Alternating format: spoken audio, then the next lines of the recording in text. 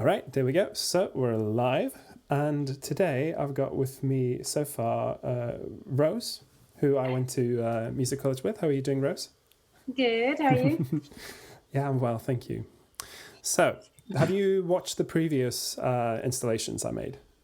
Not all of them. Yeah, That's that's quite fine. I mean, you were talking about hours of me talking, so I'm not going to blame you for not having watched them. What I just wanted to do first is just quickly, say what I've done and what I plan to do today. So in the previous two episodes, so the first one I talked about sort of the very basic stuff. So I talked about how do you how do you know the range of the voice parts, and how do you like set up the sheet music, that kind of stuff. And today we are going to kind of take that a bit further. So the first thing that so I've already kind of set up some music for us, so we're going to skip past the learning part. So the song that we're working on today is called "Home on the Range." Are you familiar with the song? nope. No. Okay, well, I kind of chose it because I figured it's a really, really famous song, and it's also in the public domain, so there's like loads and loads of recordings. Essentially, it's one of those old, should we say, old nostalgic Western songs. And what I've done is I've written down the music with chord symbols and just the melody line. And this is typically how I will start when I arrange, as I will just get it up. So I'll get my spielers up here. I'll get it up and I'll probably write them directly onto the voice parts themselves. But in fact, while I'm learning the song, I'll just write it in. And I don't care about the key. That's not, what's interesting. What's interesting is how, the shape of the melody is. What would you say are the advantages of writing down a melody? I guess you can see where it is in the chord. Yeah, so that's one thing. Writing out music helps with. So I'll make a little. Sits, I guess. This is, and I'm not saying that this is better than doing it by ear, but it has certain advantages that I want to point out, and then we'll talk about how doing it by ear might help. So yeah, as you say, you can see easily see which note I can spell in the chord is covered. Maybe also you can kind of assign it to the right voice part. Yeah, and that's also important. You can see where in pitch it lies. And then when I'm learning the song, I'll want to get kind of the whole song down before I decide on the key of the song, because you'll want to see what is the range and where would it be appropriate for me to move it to a different section. So if there's a bit that's really high, then that's, will be more appropriate for the higher parts. If it's a lower bit, then that might be more appropriate for the lower parts. It's all just so that I get a clear idea of the shape of it. And also, because I write in the chord symbols, that helps me, determine which notes in the harmony is already covered. And especially if you're getting into stuff like reharmonizing, which we'll talk a little bit about, then it's really important to know what notes are in the melody, because effectively you don't want to reharmonize to a chord where the melody then clashes, because that's going to not serve the melody very well. So yeah, you get certain things spelled out for you. So when I wrote out Home on the Range, let me just get it up again. There it is. I just wrote it out in C major. And so now I can see, okay, it starts on that low G. This is what I would call alto G. It's a low note for the lower female part. And then it goes up to that F. Does it go higher than that F? Well, I'm not seeing it go. Okay, it goes up to that G. Okay. And this is the highest note that we get. So then I've established, okay, this song covers an octave. That's where the melody lies. What that then tells me is, okay, because the range isn't very wide, it means that I can probably easily put it in a key that would fit all voice parts. It depends on kind of what we're going for. Now, what would be the advantage of learning a song by ear?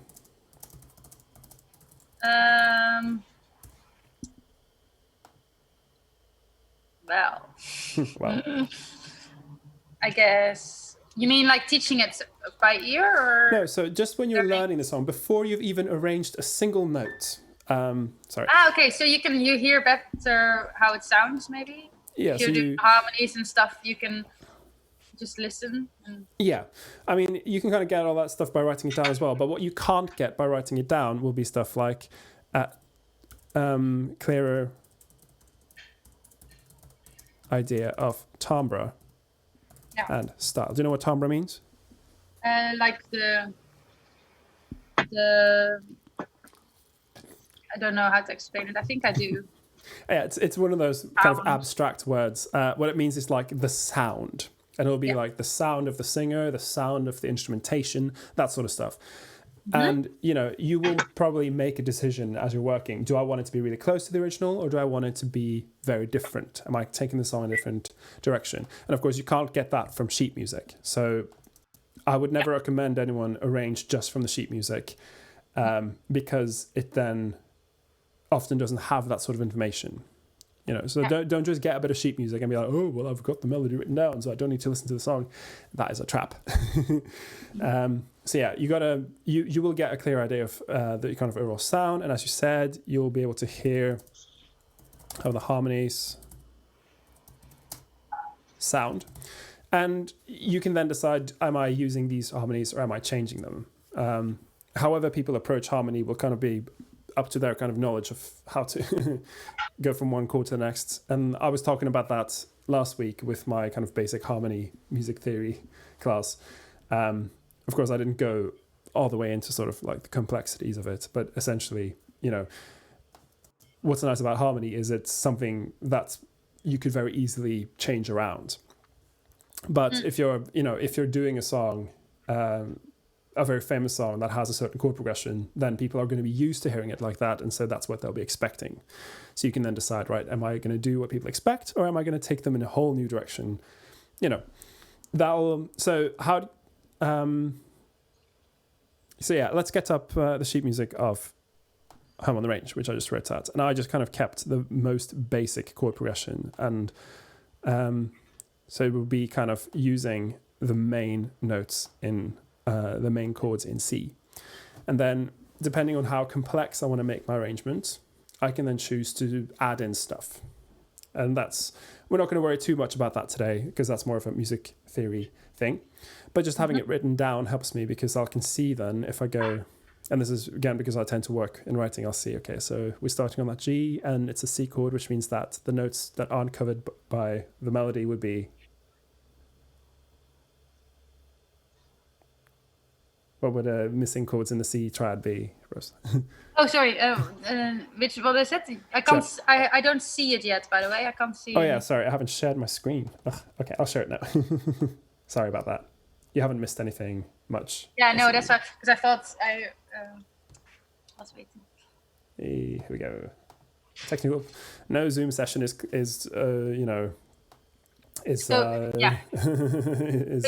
complete with that. Yeah. So now you can see here. This is the first note.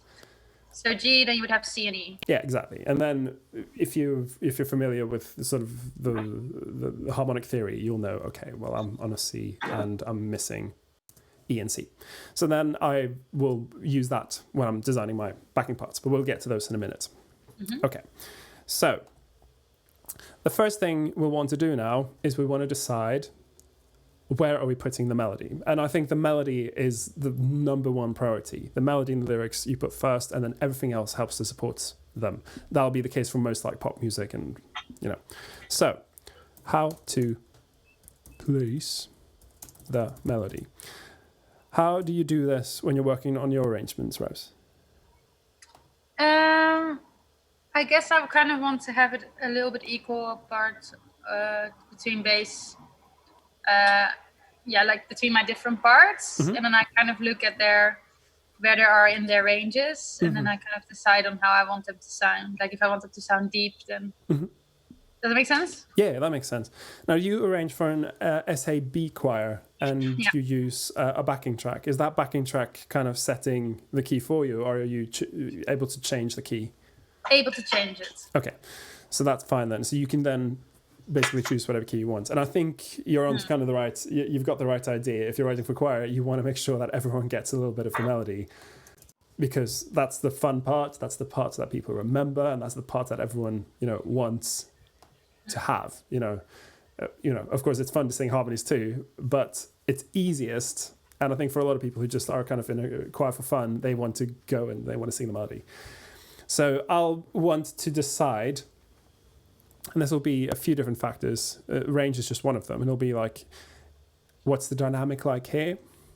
So let's have a quick think about this song. So it starts, the whole song is kind of in the same range the whole way. It doesn't really go away from that octave much, and it kind of, it stays in the middle pretty much with a few dips here and there. So then how would you approach choosing a key in that situation? Do you have any kind of go-to methods you use? I don't actually. No? Okay.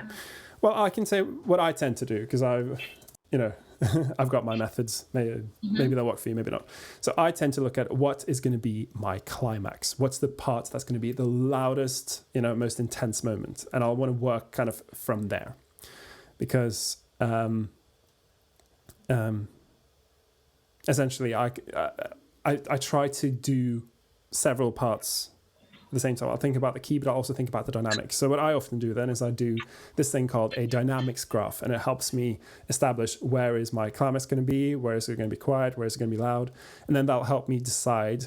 Because as I mentioned in the first kind of session I had, voices kind of naturally tend to be a bit quieter when they're in their low range, and they naturally tend to get higher as they go higher. Of course, you're not restricted by that, but it's just what is the easiest way of doing it. And singing high, it's easy to sing loud. Singing low, it's easy to sing quiet. And of course, if you're working with really good singers, you can kind of maybe not worry so much about that. But I know, because singing, is it's kind of it's a lot of multitasking, because not only are you remembering words, you're also remembering the line, you're performing, you've got maybe some choreography you're doing. So I try to make it so that the singers don't have to do so much work in one department that the rest of them kind of fall apart. Do you see what I mean? Yeah. So I will let me get up my little whiteboard. I figured out how to do this in my last session. It was a whiteboard. Great. So now you'll get do you have a whiteboard on your screen? Yeah.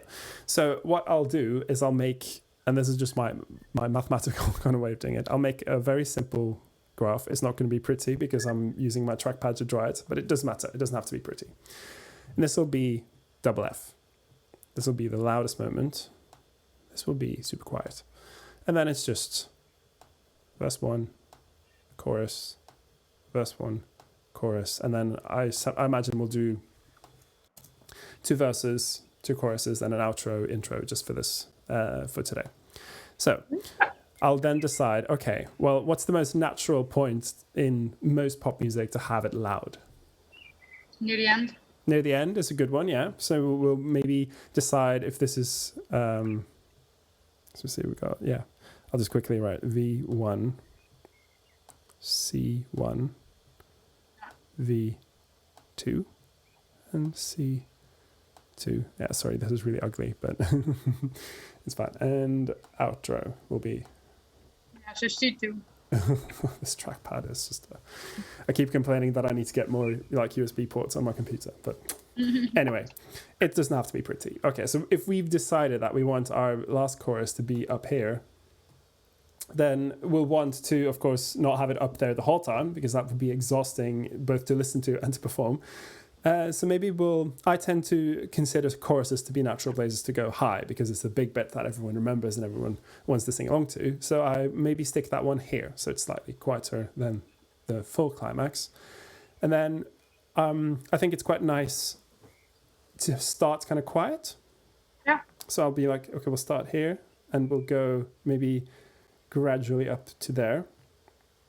Then we'll dip down a bit for verse 2, and then we'll go up to the fortissimo, and then for the outro, we'll just kind of peter out like so. And then, this isn't something you have to be religiously following. You could change it around as you work, but it just helps me get something to work towards. Do you ever find that while you're arranging, you're kind of running out of ideas, and you're like, ugh, what should I do now? I'm not sure what's going to work. Yeah, definitely. Yeah, and I think this is a very common problem, for people arranging, for people songwriting. Hello, Michael. Nice of you to join us. Can you hear me? Yes. Yes. Okay. Good. We're just kind of we've just been talking a little bit about how we're developing. That's fine.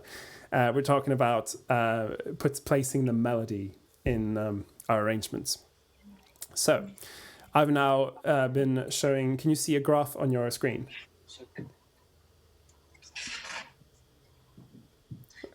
Okay. Well, yeah, I see this graph. Yeah.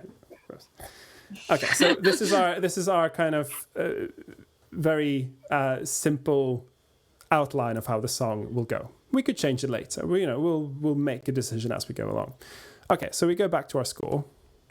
We go back to disturb 1, like so, and then I'll decide. Okay, so my loudest bit, which is I tend to work towards my loudest bit because it's the bit where I want to kind of have all my singers in their high range. I'll then go there. This will be over here-ish. I haven't actually marked out the score that well, but okay. And as we talked about before, the range of the song, as it is, having just written it out in the key of C, will be between that G and the G an octave below. So what would be a nice voice part to have at the top here? Some suggestions? Maybe alto? Alto, yeah. I think it's useful when you're doing the loudest bit is to do something which is often done in gospel music, where you have the melody in the middle, and then you have 2 harmonies around it. So sopranos and tenors will be harmonizing around it, and then bass we'll talk about in a minute. Can you hear me, Michael? Yes. Yes, good. Okay. Let me know if you have any questions. We're just kind of working through our Home on the Range. Are you familiar with that song? Oh yeah. Okay, good. So I agree. I want to get this up in a nice high alto range, and so a good high alto note would be. What would you choose, Rose? Good high alto. Maybe I don't know. I would maybe do A or G or. A or G. Okay, you're very conservative there. I would put it higher. I'd put it right up in belt range. Okay. So I would probably put this. Sorry, guys. I'd probably put this up to a C. That would be my high note. That's like really and that would be a belt note. Okay, cool.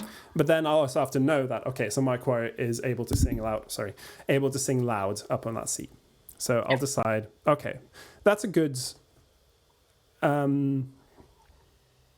think that'll work nicely. So what I do is I just put my score up a 4th.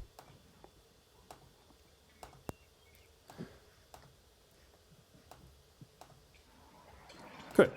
And then I think if that's what I'm aiming for my nice loud chorus, maybe, and then I might think, okay, so what's going to be the lowest, quietest part, and where am I going to put that? And I think that will probably be the first verse. So okay, so if I were to put that in, say, a bass voice, for instance, or a tenor voice, that would...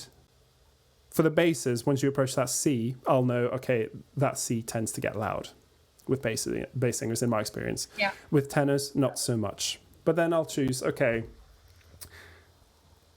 who do I want to sing the melody when it's quiet?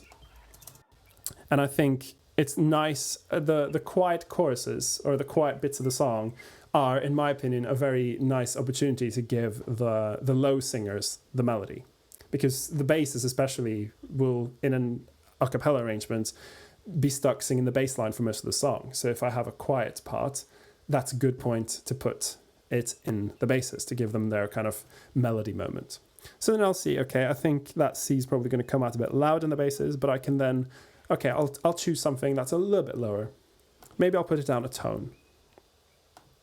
And this just comes from me knowing the range, knowing, roughly how, different... the male and female voices tend to sound in different ranges. That'll be okay. So now the highest note will be a B flat, which in the low bass range, they should be able to just about get at a mezzo piano dynamic. But altos singing up to B flat, they should be able to get that quite loud and piercing. And so that's going to be the key I choose, and that'll be E flat major. Okay, so then I start distributing the melody. So I'll be, okay, well here I chose that the altos were going to have the melody. I'll just give them the melody for the whole bit. Boom. And then I wanted to have the basses have the melody here. So I'll put it in the basses. E, let's see.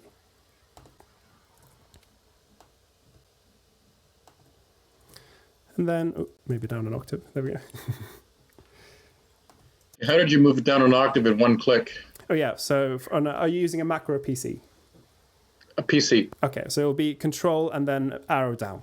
And that puts stuff in octaves. I think so anyway. That's. I usually go 7 down. Yeah, there's shortcuts for most things in Sibelius. You kind of end up finding them over time. So I probably did it the same way when I was starting out. Okay, so our first chorus, we want it to be kind of loudish. That's up to a B. Maybe here would be a nice point to give it to the sopranos, so they can probably get that. It'll be kind of mid-rangey for them. But if we do it, and then I'm thinking kind of a bit further ahead then, but I'm thinking if I'm having all the parts sing together in choral harmony, then it might be nice just to have the soprano singing the top note.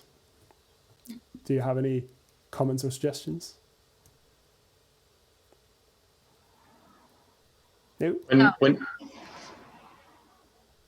When you had the altos on a C for a little bit, is that about the highest you'd give an alto? Depends on the singer. So C is above the break for female singers, which means that it would be putting it in an alto part. I'm kind of suggesting that it's going to be sung in a belt style.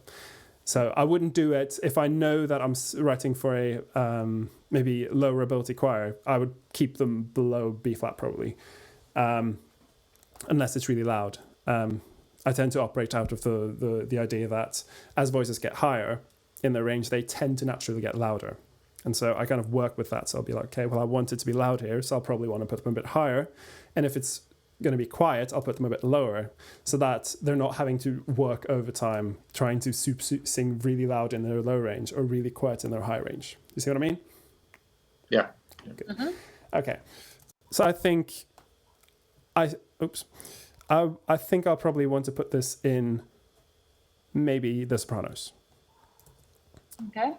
My go-to way of arranging choruses would be to put them in chorale style harmonization, which I talked a little bit about in my kind of my harmony video last week. And then I'll have the second verse. And here, I don't know, well, I haven't given the tenors anything. It's a little bit low for the tenors here. So maybe it's not the best place to give them the melody. But this would be, I can tell that this kind of sits nicely in an alto range.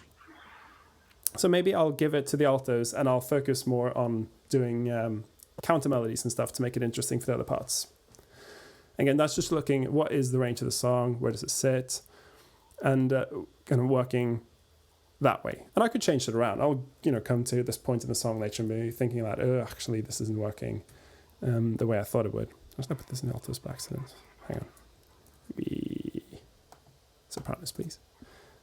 Yeah. And I'll put this in the altos.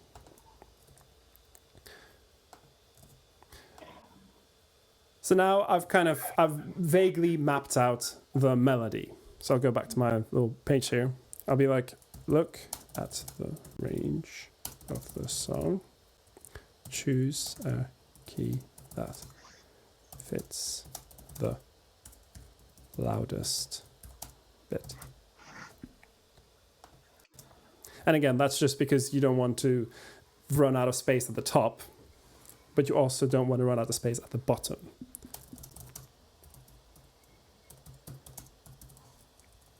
And already by having done this, you will have done some of the arrangement kind of in your head. You will have thought, okay, well, I'll give the melody to these guys here because they will sound good in that range.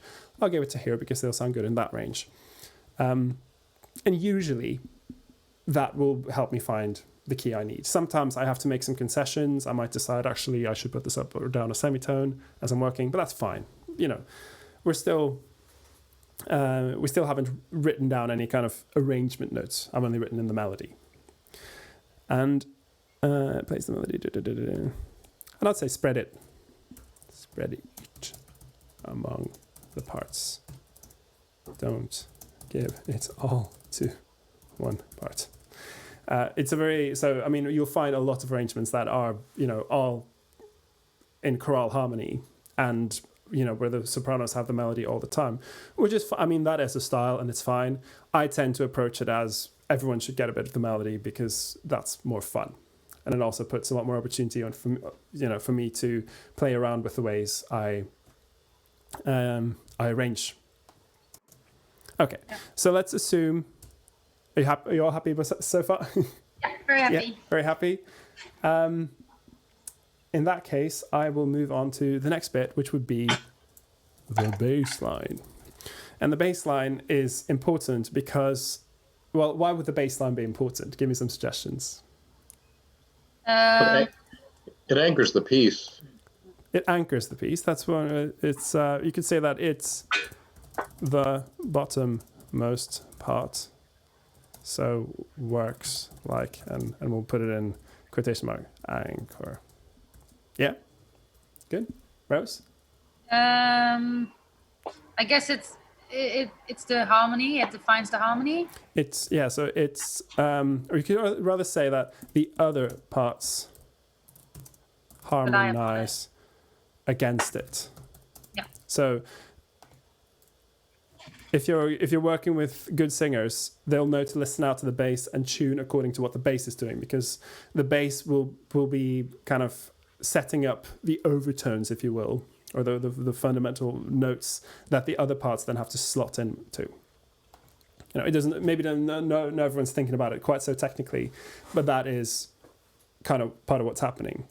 I'll add to this that it often indicates the style of the music. So what would I mean when I say that it indicates the style?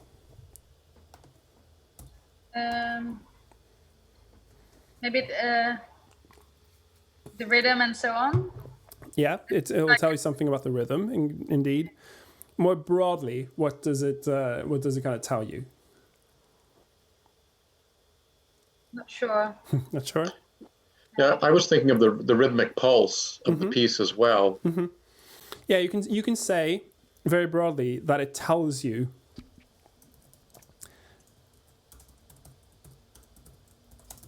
what the music is. So if you've got a rock song, then people are used to they might know it, but they'll be used to listening to rock music that uses a certain type of bass line. So a lot of rock music. Let me just do it on my piano.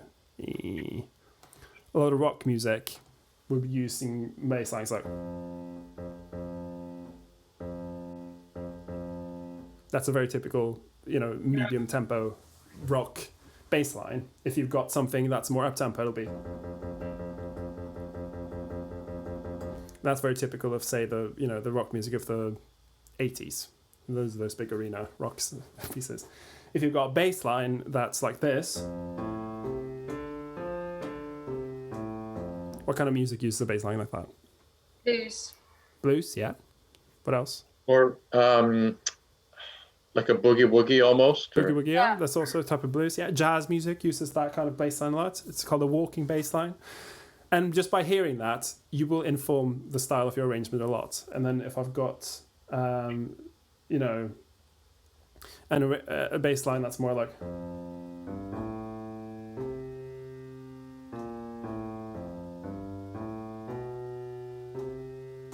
Then that's. Pardon? Classical? Or? Yeah, that's more of a classical type of bass line where it's got more of a melodic shape to it.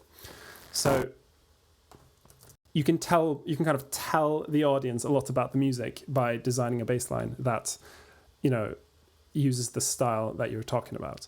Now, in the case of a song like Home on the Range, what would be, in your opinion, if you're familiar with the song, that is, an appropriate kind of style?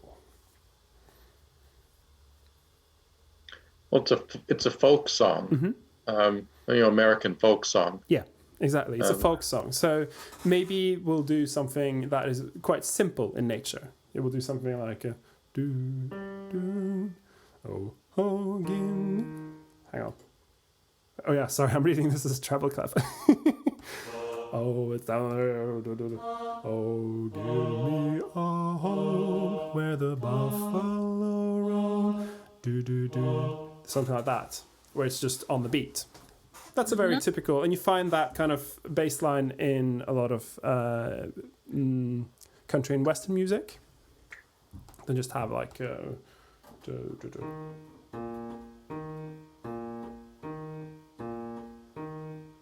That's a very typical country and western kind of bass line. So by knowing that, I'll think, okay, if I want to invoke that sense of like western nostalgia, then I'll do a bass line that reflects that. So I'll just write this down. I'm going to show these later. So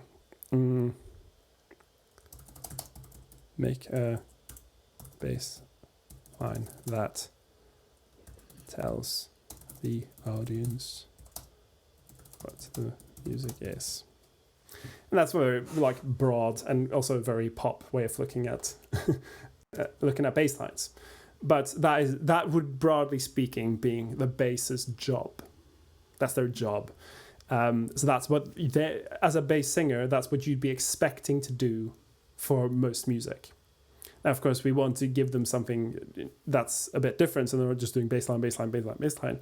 But, you know, if you're the bass player in a band, then you know that you're going to play the bass line, and that's your job. The other parts have less defined jobs, though. I mean, there'll be certain examples of it. What would be the alto's job in sort of classical music? Counter melodies? Counter melodies, yeah. And the harmonies? The harmonies, yeah. So normally altos singing classical music are just used to the fact that I'm going to have to sing the difficult harmony. Unless you're talking about, you know, old music, that's all about counterpoint. But that's a bit beyond the scope of this video. Anyway, so let's have a look at this. Now, in the beginning, I chose here. I haven't done an intro, by the way. I always leave intros until the very end, because I might find unless I've got a really clear idea about my intro, I, will want to use some material that I maybe make up later in the arrangement, and then use that again for the intro. It's unless I've got a clear idea, I'll leave it for later. I've decided that I'm going to have the bassist do the melody here. That means that I've kind of decided we're not going to have a bass line just here. I'm probably going to have the other parts doing oohs and ahs at the top, which, is fine. But when we come to the first chorus, I'll want to do a bass line. And if I'm just doing the Western country approach, I'll just write in the roots of the chords, and that's, completely fine. And I'll know that a typical bass line then would be something like there in B flat, and then E flat, and then maybe do do do do, and then maybe I'll have a little line going up like this. There, just going from that B flat again. This is just something I'll know from having listened to country music. I'll know that that's something that'll fit. I'll just write it in, and because I've written in the chord symbols, I'll know what the harmony is. So I'll know that now here it's still E flat, and here comes the F, and then B flat, and then maybe I'll do my little line again, dun dun dun, where seldom, and I'll know, okay, that's a B flat, maybe, and now I know that I'm going towards an A flat, and I'll know that a good approach note to A flat would be just E flat. That's a good approach note to go up there, or maybe even down. And again, I'm just fitting this to the range, keeping it quite mid-range here. If I wanted it super loud, I would put that B flat up and that E flat up an octave, but I think that's not really called for just yet. A flat, and then I'll know, okay, well, I can go to the fifth, do, do, do, do, do. And then B flat, B flat, E flat. And then maybe I'll use my little line again. And already there, I've made my bass part. Very good. Yeah, and I haven't set words to it yet. I could decide, okay, I want to have all the parts do the words here, and that's a nice thing to do in the choruses. It's the bit that everyone knows. And if you have all parts singing the words, then it will come across very strongly. So maybe I'll choose later that I'll put the words in the bass line as well. I don't have to decide yet. What I have decided is this bit is going to be loud. And this goes back to my dynamics graph that I showed earlier. This bit was going to be quiet. The middle bit here was going to be maybe MF. So moderately loud. And this bit was going to be super loud, double F. And then I'll invent some sort of outro as I go. Cool. And yeah, and I'll just, so if I go with this, I've decided this is the style. I'm just going to keep this type of bass line for most of the song. And again, there'll be points where I'll want to introduce some other elements, which I'll talk about in a minute, because we're not just going to have the other parts waiting until it's their turn to sing the melody. We're going to have them do different things. And I'll decide, okay, well, here it'll be nice if the basses are, doing the same as these guys, stuff like that. It's not set in stone just yet, but I am going to quickly write out the bass. It's kind of the same chord progression the whole time, isn't it? I might just copy this out like this. And again, mark it up, press R. Just copy it out. E flat, E flat, A flat. Okay, that's different. So we'll change that. This is going to be MF. And again, I try to write in dynamics as I'm working so I don't forget about them. A flat. Do, do, do, do, do, do, do, do. And then that might be dum, dum, dum, dum, dum, dum, dum, dum, dum. Just thinking about the style. Dum, dum, dum, dum, dum, dum, dum. And then back to this, and then just copy this in. Could change it later, but I now have a bass line that works, that will fit the harmonies. Let's just listen to this and see how it sounds from here. Oh, that's really slow. Let's put up the tempo. Maybe I'll put it to 120. I just kind of chose the tempo without listening to it. And that'll be like moderate V. Again, might change that description later. Oops. Can you guys hear the Sibelius sounds, by the way? Yeah. Yeah, it's just sometimes there's these technical difficulties.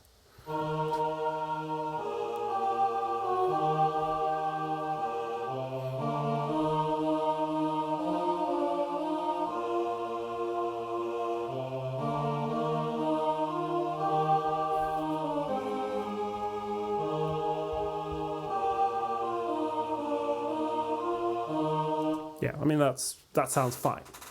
It's not super interesting yet, but it's something that works. Okay. Did you choose the chords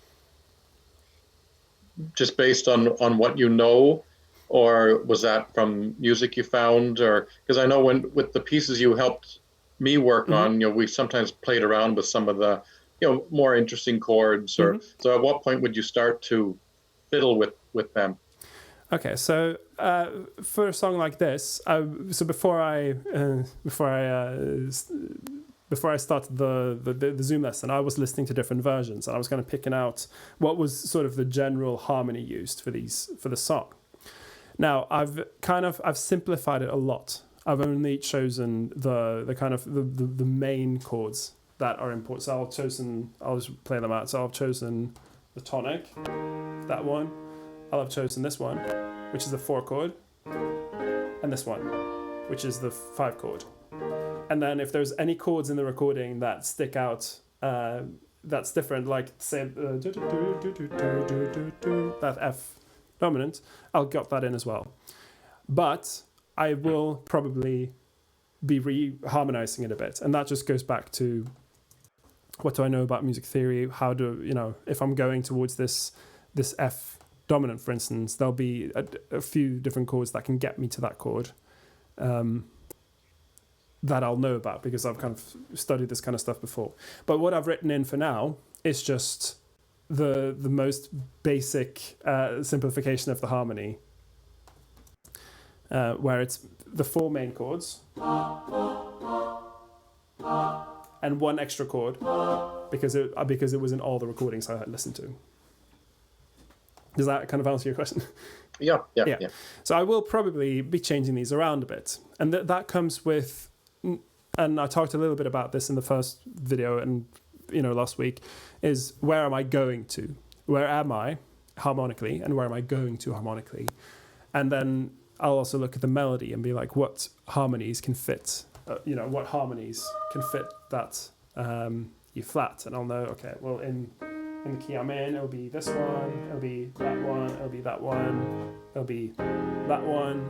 And I can go to weird chords outside of the key, like that one or that one. I'll go to, I don't know, that one. And it's just knowing where that chord would sit, or where that note would sit in a chord, and how that chord would kind of develop the harmonic journey of the song, to put it in, flowery language. But yeah, to start, I've just written out the basic harmony. Okay, so let's hang on. Sorry, technical issues. Yeah, back to my pages. Okay, so we've kind of got a baseline that's workable, that tells a bit of the style. Now we'll be looking at the other parts, or the backing vocals, as I often call them. And of course, what I mean by backing vocals wouldn't be the same as the backing vocals on Stevie Wonder's recordings. It'll be, what am I doing with the parts that aren't singing the melody or the bass line? So what approaches do you guys have when you're deciding on your kind of other parts? Give me some suggestions. I usually kind of just sing anything and then I harmonize it. Okay, so how would you do? One of the ways. Do you think about how you're harmonizing it, or are you kind of just singing the I third? do it mainly by ear. Sorry? I do it mainly by ear. Okay, so you can harmonize. So that's one way. Your melody. Counter melodies. By ear, counter melodies you can do. Yeah. Do you have any sort of method to the developing of the counter melody? No. Yep. I'm sure you do.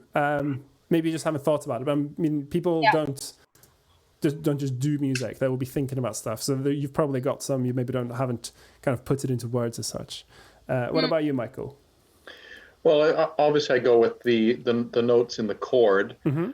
I'm also, because of the complaints we get with the choir I sing with about the altos always singing one note for bars on end, I try to keep that in mind to make their part as interesting as I can. Yeah. And I used to often just harmonize a third below the sopranos, and then I realized that I don't really I can have that note I need anywhere in the score as long as it's covered. Yeah. So all of that, and then what we've been working on with the voice leading to really make sure that the part go through every single part, making sure it's really, really singable. Yeah, of course. And you want to always, I mean, it kind of almost goes a bit without saying, but I'll say it anyway. Whatever you're doing, make sure that it's a singable line. And there are certain kind of, you could talk about kind of the rules of counterpoint, which often tell you a lot about this. But I mean, even just singing or humming through it yourself will help you establish whether this is a singable line or not. So it's, if we're singers that are arranging, which I am, and I know Rose is, and you're as well, aren't you, Michael, a singer that arranges? Yeah.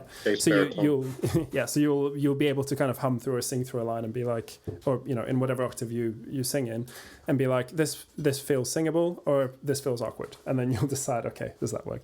Okay, so but this would be kind of the what we call homophonic arranging, where it's the same timing and words as the melody. Am I right? No, I changed the melody. Pardon? No, I changed the timing. No, it changed the rhythm. You changed the rhythm. Okay, yeah. So then you can do this, and I'll put this with a little indent. Changing the timing, perhaps. So I've looked into the kind of different ways of doing the backing parts. You've got, and my kind of the go-to simplest way of harmonizing is to just have them ooh the chord, or to just sing what I call a pad.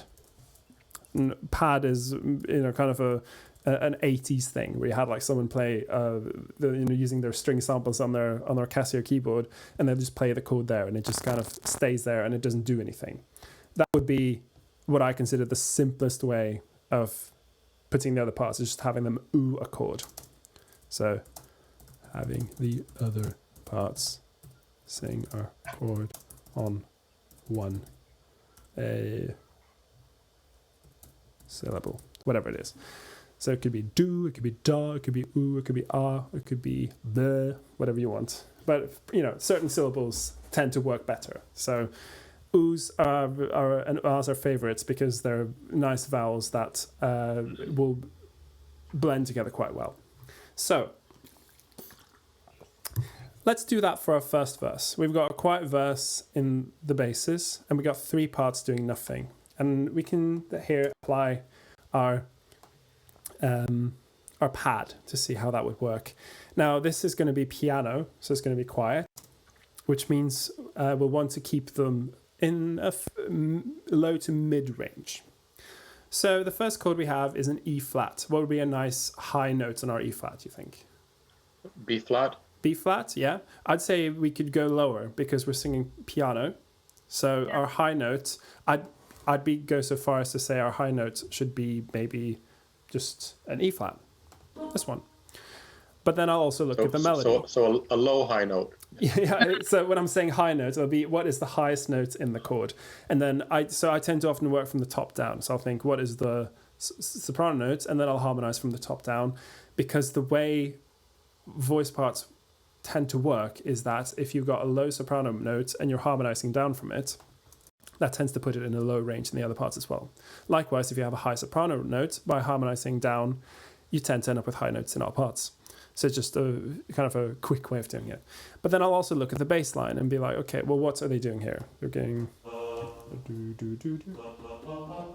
And then I'll want to make sure that I'm thinking about certain things happening in the bass part. So it goes up to that one. So I want to maybe not have that note doubled by, say, the tenors. So if I put it up there, that leaves a lot of space for the basses underneath. And then in that case, my high note was the G. So I'll do it like that. And that's, I've decided now, could be my other parts, singing, just a pad, or just oohs. And then do I have to change it here? Not really. I could do if I move the sopranos a bit so I'm not doubling the major third, but that's kind of not so important. So we'll just keep them the same. This is the harmony. What I could do is I could add in, because I'm going towards A flat, I'll know that and this is again music theory, I'll know, okay, I'm going from this chord to that chord, and I'll know that the first chord is the dominant of that chord. So if I do, then I'm creating kind of a leading line into that one. That's one thing I could do by putting in D flat. Again, this is just music theory. You don't have to do this, but this is the kind of stuff that you could do. I'm not going to do it here because I want this to be kind of simple. So, sorry, I missed because you're doing the dominant of the A flat, or this would be the dominant of A flat, yeah. So the dominant of A flat is E flat, and then that's just me thinking, okay, well, I'm on E flat and I'm going towards A flat, which means I could add a leading note, the D. Where would you usually add that, maybe at the 4th beat, or would you just do it in the 1st beat?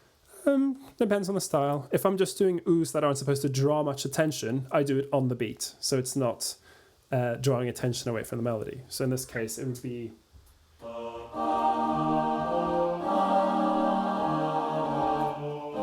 But then I also have to keep in mind that this is a D natural, which is going to clash. So that means I can't do that. So again, melody takes precedence.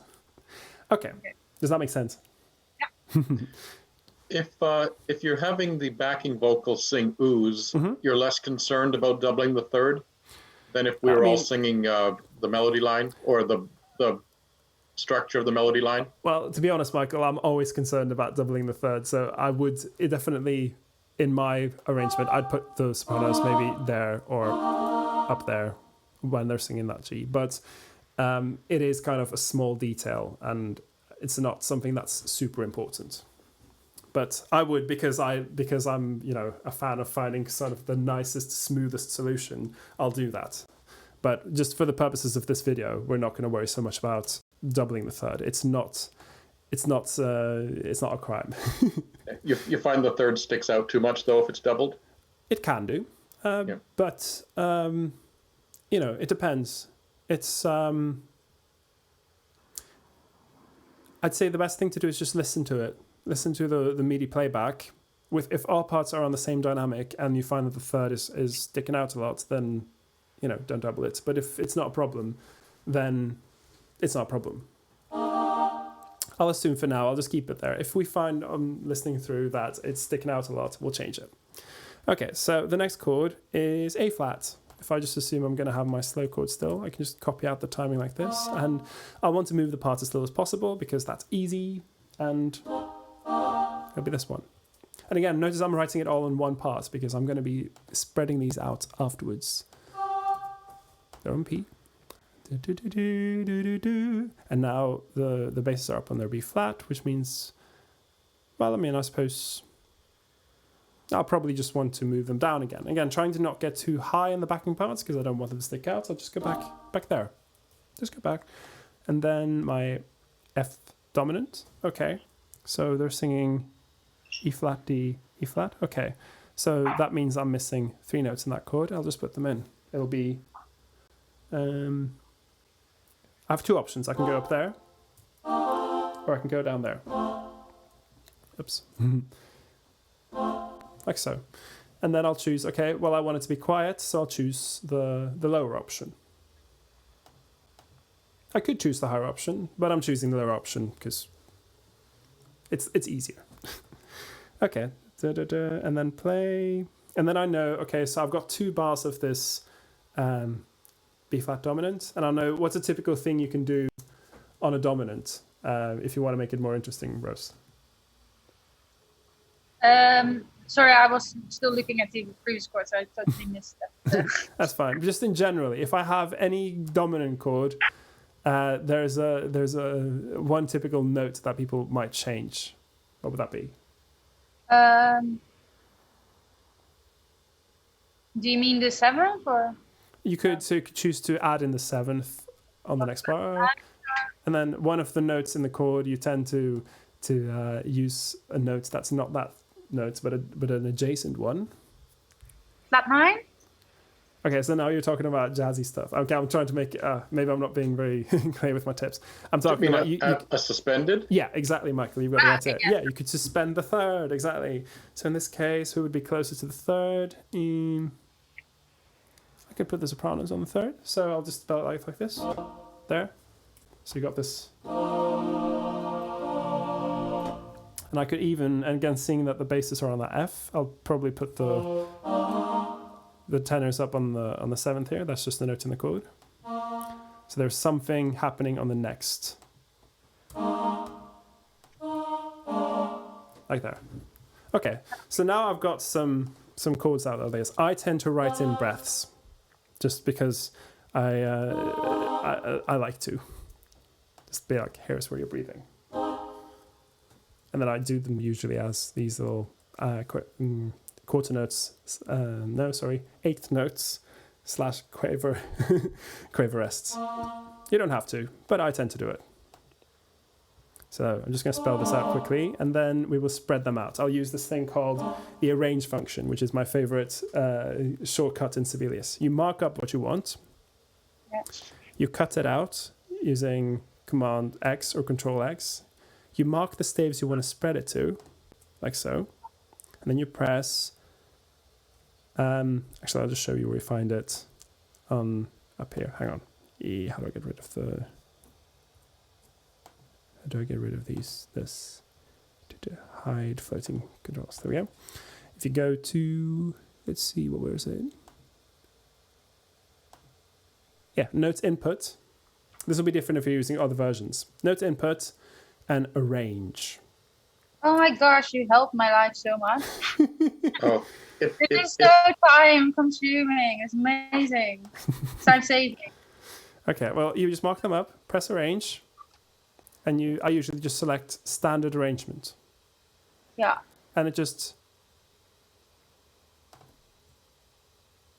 boom, all the parts are written Whoa. out. So that's the same as explode? Yeah, it's kind of, well, I don't ever use these other ones. I only ever use arrange, so I don't know what the other ones does. But essentially, I just because I'm a piano player and I like to see everything in one staff, I write it out on one staff and then I spread it out and then I start changing stuff around. So I'll be like, okay, well, I want to slur all of these together like this. So slur. This is the same note, they're not changing, so I'll keep it slur together like this. So there's still stuff I have to do when doing this. Notice how I get, because I was choosing notes that were next to each other, I'm getting really nice lines here. Do, do, do, do, do, do. That's a very singable line. They're just singing. Do. Again, we're giving the altos a boring line here, but they're going to get fun stuff later, so it's fine. Do, do, do. Yeah. Really singable, easy line. Just sing it through it. Yeah. That's a barbershop-y kind of a line, but yeah, it works. There we go. Now we'll listen to this, see how it sounds.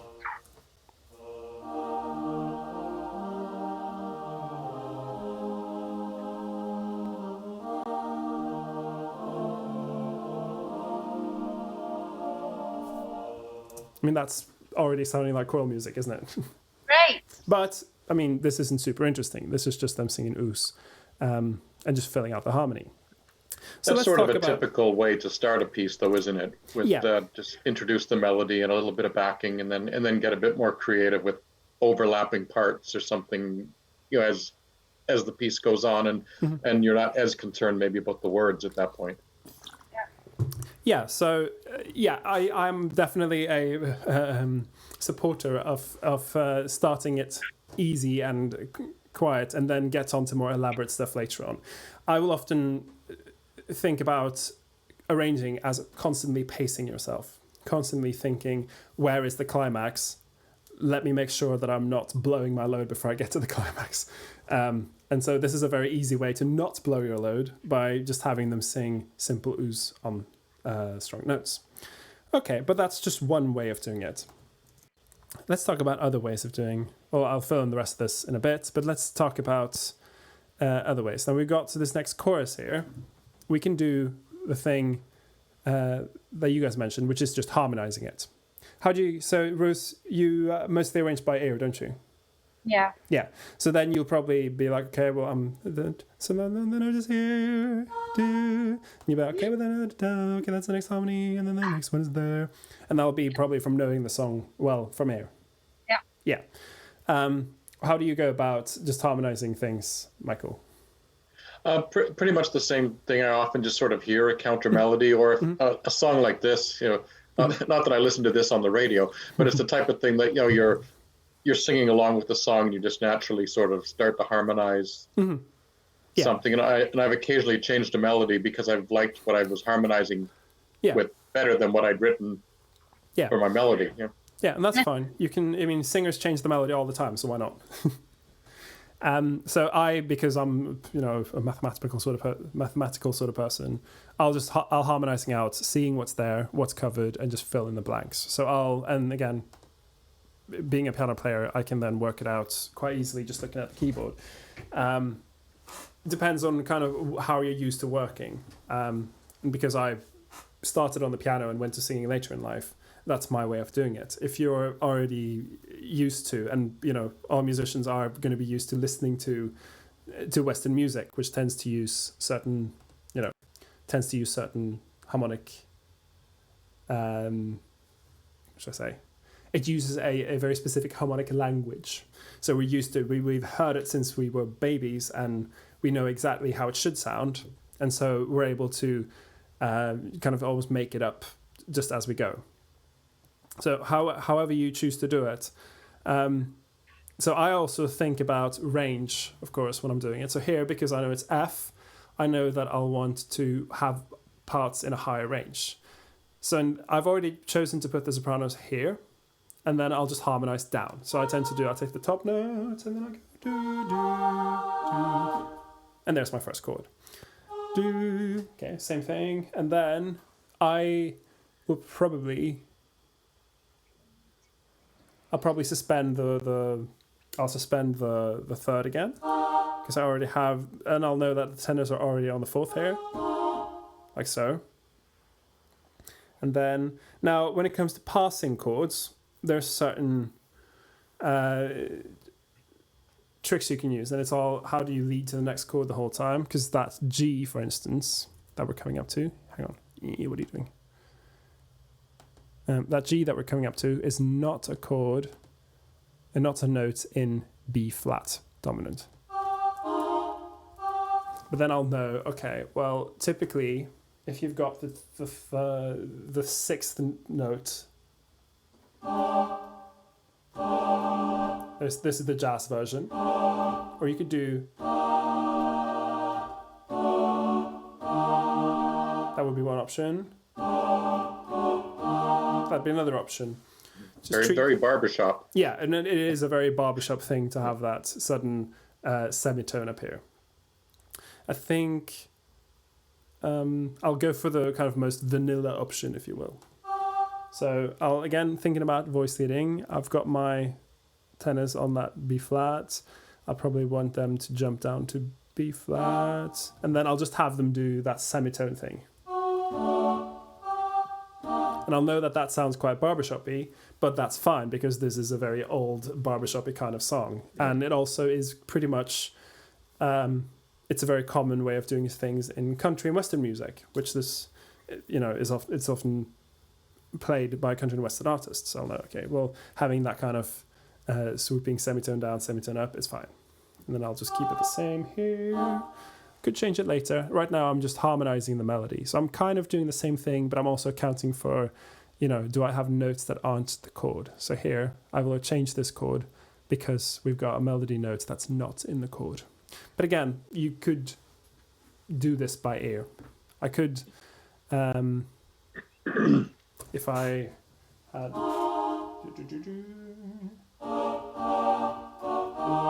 just having two static parts and the melody moving. That's also a way you could do it. I'm a little bit lost on what you did on that G note in the B flat. Ooh, sorry, hang on. I didn't really get that. Sorry, what did you ask, Chris? That I'm a little bit lost on what you did on the G. G. Okay, so I changed the harmony a bit, and this, again, just came back. So I chose, because the first one's obvious, it's just on the chord. Yeah. And the other one is also on the chord, and I chose to suspend. And then I decided, because that G isn't in B flat dominant, I chose, okay, well, I'm going to do a different chord here. I'm going to do an E flat again. So I just changed the chord. Okay. Because I know that I've got this funny semitone coming up. Because I want to get that kind of movement in the backing parts. You see what I mean? Yeah. But that's when I'm looking at where I'm coming from and where I'm going to. I know that I'm going to E flat, and I want it to be that. And I'll be like, how do I get there? Well, in this case, I'm choosing to use a semitone kind of thing. Great. And yeah, this, is quite music theory-y, but it's, it's not too complicated. And then you have a low note here. I tend to, if I have a low note in choruses, I'll just put them in unison. Why not? It's very, I'm very much a fan of having it in unison and then breaking into harmony later on. I find that quite a nice thing to do. And then we're still in E flat, so I'll just harmonize from top down. And I'll move, okay, so we've got an F, and this is B flat, okay, fill in the other parts. And then here I can use... Can I ask you something? Mm-hmm, go on. You kind of kept in the F7 on that E.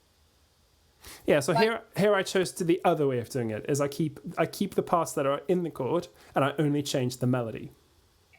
So that's another way of doing it. I could have done it here as well. I could have gone just that also sounds fine. And is there a reason why you did that, or? Pardon? Is there a reason why you did the first time one way and the second time another way? No, I had a bunch of different options and I just went with one. sometimes it'll just be like, oh, I feel like doing this here, and I feel like doing this here, and maybe I'll change it later. Maybe I'll keep it. I don't know. It's a bit of that here. Again, we can stick in our suspended note. That'll be a nice thing to do. So I'll just fill in again. I'll be at B flat, F. Okay. So I'll fill in my A flat and my E flat. And then like that. That's just me suspending the third. Let me spread this out so you can hear what that sounds like. I love this option. Yeah, it's great. It saves a lot of time. Ooh, Amazing. Sibelius really wants the sopranos to be all the way up. That's not what I want. There we go. Now so I don't always keep these chord symbols. In fact, I recommend you get rid of them before you hand out the music, unless you want people to improvise. I'll just keep it at the top so you can see what the harmony is. Okay, let's listen to this. You eliminate all of them, or just you leave the top row, or eliminate all of them? I eliminate all of them. I keep them here for now so you can see what the harmony is. How did you just eliminate them like that? Okay, so I selected the bars where it was. Yeah. I went to the filter function. It's here on the first bit. Filter, chord symbols. Amazing. Yeah, so it's just another shortcut. Okay, so let's listen to this. Rose, you can also filter lyrics and select all the lyrics at once and delete them. I used to do one word at a time, and then I discovered filter. Yeah, filters are really useful. They save time. Okay.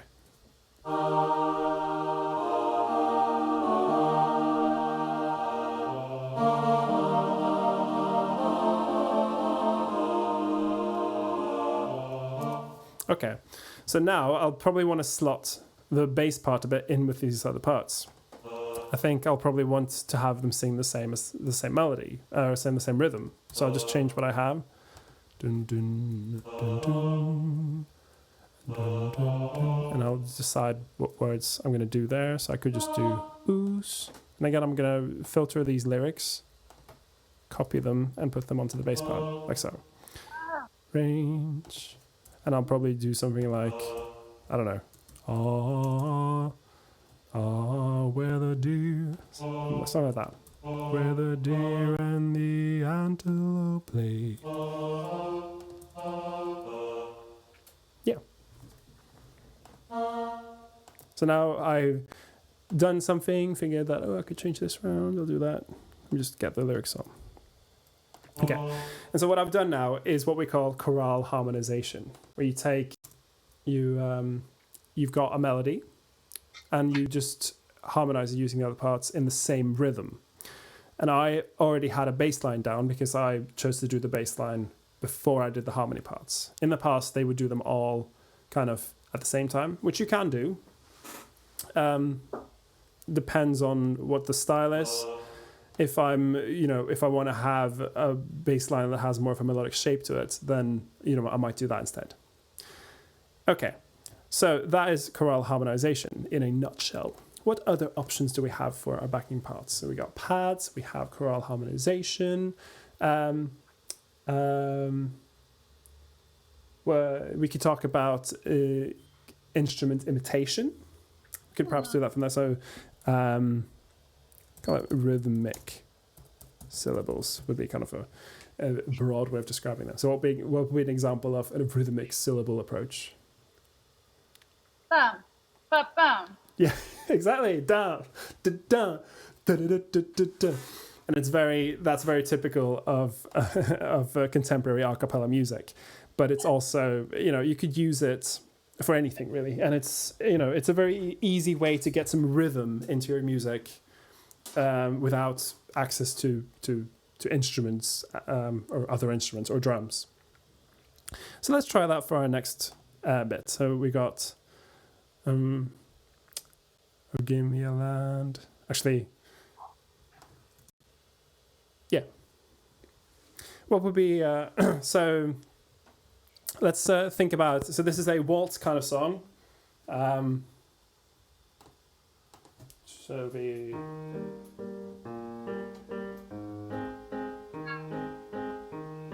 That's kind of the one approach we could do it. In which case we would give those. Draw out the parts. What's a syllable we could do for that? Ba. Sorry? Ba. Ba. Ba. Fine, why not? And again, we then look at, okay, what do we have? What's the melody? What's the bass line? And we just fill in. And we're just doing the same thing, but now we're introducing rhythm. So I know, and I'll just write it in the tenor parts because I write everything in one stuff and then spread it out. So we're like, okay, do. Okay, so we could do, I'll want to have that third because that's not covered. So I'll want that G. This could be slightly higher in range. We could put it maybe like this. And if we're doing ba-bas, then I'll put little staccato marks on them, because why not? And then ba-ba. It's a little bit cheesy, but it's fine. And then I tend to just kind of repeat that, so I keep the rhythm and then just change the notes. So we got, and then again, change to the closest harmony note. Maybe here. We'll want to put the altos, so the sopranos down, because we don't have that E flat in the A flat covered. So do it like this. That's one way. Let me just spread these out. Again, using the arrange function. How did you select separate? It's probably really easy. Select separate easily. Yeah, but that one in the middle. Sorry. So you didn't select all the stages. Oh yeah, okay. So I select one, and then I hold down Command and select the other. I think you hold down Control on Windows. It's Control. Yeah, and exactly. Shift to select them all. Yeah, you're right. Actually, so Shift selects all of them. It's Command on Mac. Boom, just select that one. Are you making notes, Bruce? That's very nice. Okay, so this would be, and I'm putting again, so I want this to be MF. And again, it's kind of mid-range for our part, so it's not going to be terribly loud.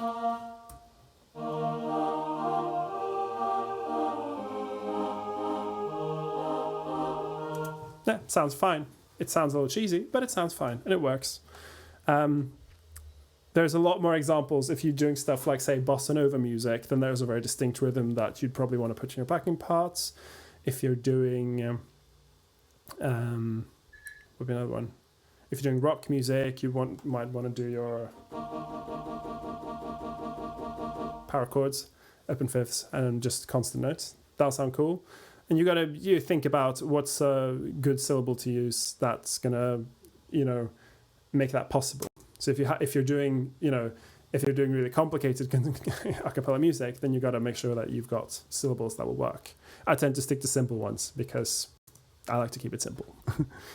Okay, so then I would do the same maybe for this whole. Maybe I'll change it up. You don't have to stick to the whole thing the whole way. So let's imagine that I'll want to then introduce a counter melody, and again.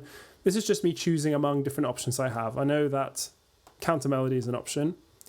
So let's say I'll want to stick to my babas while the melody is happening here.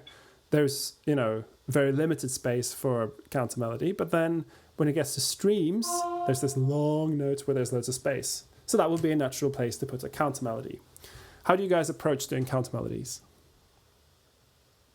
I just come up. I don't have an actual. I just sing whatever. Yeah, that's fine. I mean, you don't have to be so intellectual about it. If you can make just sort of an intuitive thing, just especially if you know a piece well. Mm-hmm.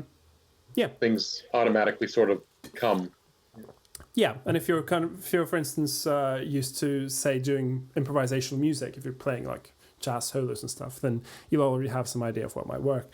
If you want to intellectualize it, which I tend to do because I get asked to make music that's in as few parts as possible, so that it can be performed by 4 people, but also by 100 people.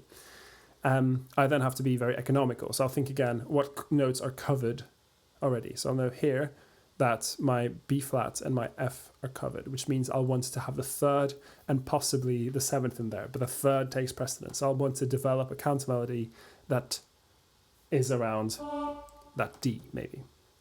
So And then I'll da da da, and then I'll do a combination of two with that an important note. Maybe I'll do it in thirds, do do do do do, something like that. Yeah. The glittering streams, and then I'm kind of doing a combination of the two, thinking, okay, well, I need my third there, and then I already have an ascending line in the bass part there, so maybe I'll have that happen in the soprano as well, and I'll just fill in whatever's missing in my tenor part, and in this case, it's a golden opportunity to do.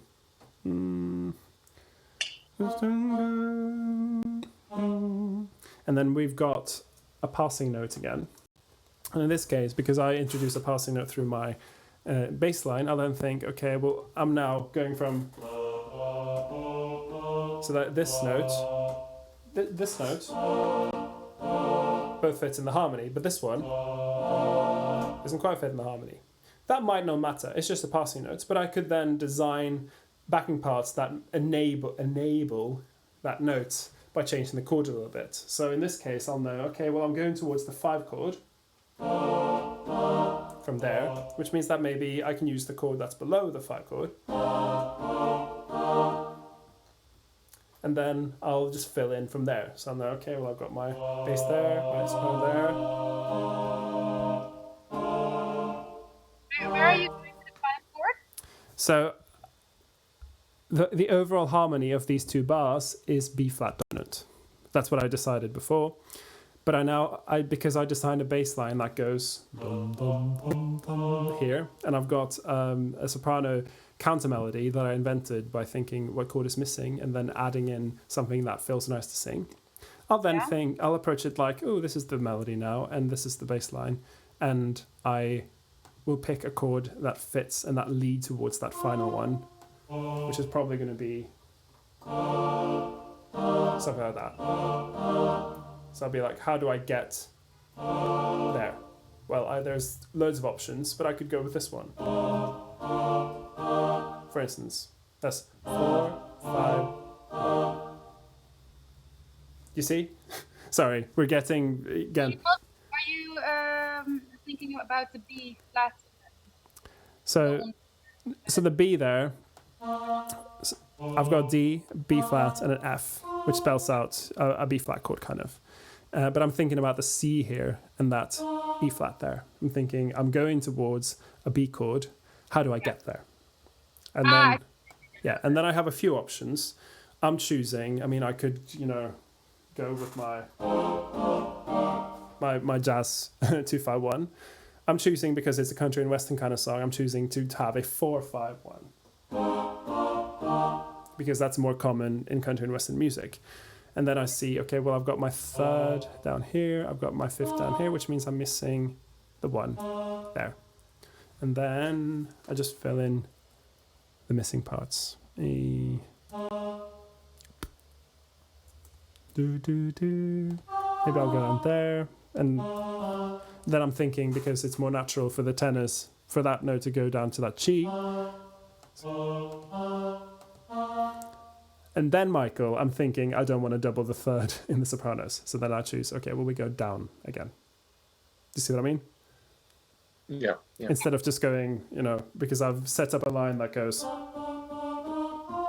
and then it's natural to go up there, but I could also go do, do, do, do, do, and that still feels like a nice line. Okay. Oh, sorry. What am I doing? Sorry. Small technical problems. Can you still hear me? Yeah. Yeah? Yeah, I can. Did I'm gone. You're gone. Hi, I'm sorry.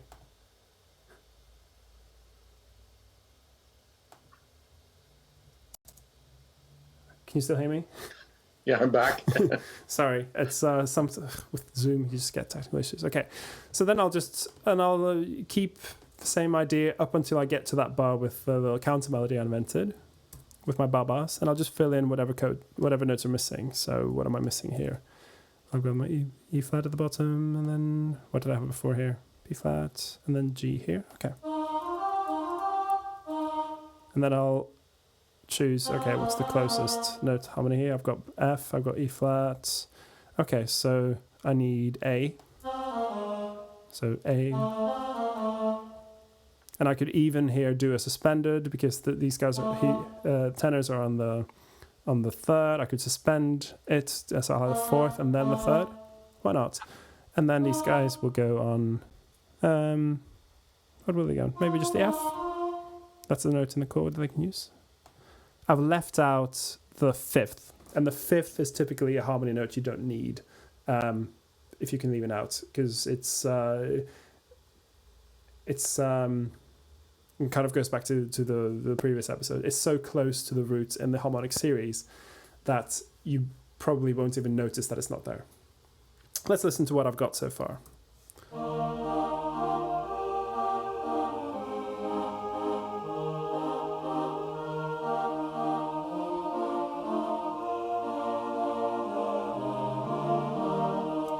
About that, and then I can choose to suspend my A flat here. You can suspend any note in a chord. It's usually done with the third, but you can suspend any note. And then I'll want them to have some words here because it's so I'll just go to from the glittering streams. Well, that's a natural echo to put in from the glittering streams. Like so. And then filter, lyrics. Sorry, I think you might have said this, but why are you putting that to B flat? Oh, so I'm suspending it. So suspension can happen on any note. If you're, it's usually done on the third by having it be the four and then the third. You can also do it on the seventh by having it be the root and then the seventh. You could do it on the fifth by having it be the sixth and then the fifth. So it's just you got a close note that you're sticking on. It's usually done when you go from one chord to the next, and you're keeping one of the notes across the bar line and then resolving it later. Do you see what I mean? Yeah, it's just that because the melody is because it is changing chords anyway. So I'm like, I don't know really, because it is changing into a different chord there, or not? Yeah, I mean, and then I'll listen to it and be like, is this helping the song? Okay. It could be done to create a more pleasing line, just saying, I mean, it sounds fine the way it is here. If I moved it directly to the A flat, that would also probably sound fine. I mean, kind of, it's either option's fine. And in that case, I'll stick to having it just directly on the A flat. Why not? It sounds a little bit nice to me. What kind of stuff do I want to do in the bass line here? Now, as I mentioned, we're going for kind of the nostalgic Western, so it'll be... Can I have a question about bass line? Mm-hmm. I'm always worried that my bass will get bored. Well, do you give them something that's not the bass line for a bit of the song? Yeah, I guess so, yeah. Yeah. But still. You, I mean, as I was saying in the beginning, basses kind of have a job. Their job is to sing the bass line. And of course, if you just make them sing the same notes over and over, then that might get boring. But, you know, it's nothing. There's nothing wrong with giving the basses the bass line and just having them do that because that is their job. But what you can do is you can change up the chords a bit so that they end up singing something that's a little bit different. You can give them a little bit of counter melody down in the bass. That's also, so here for instance, I can have them doing the counter melody with the sopranos and altos by literally writing in this. I'm going to just do the same with filter the lyrics, copy there.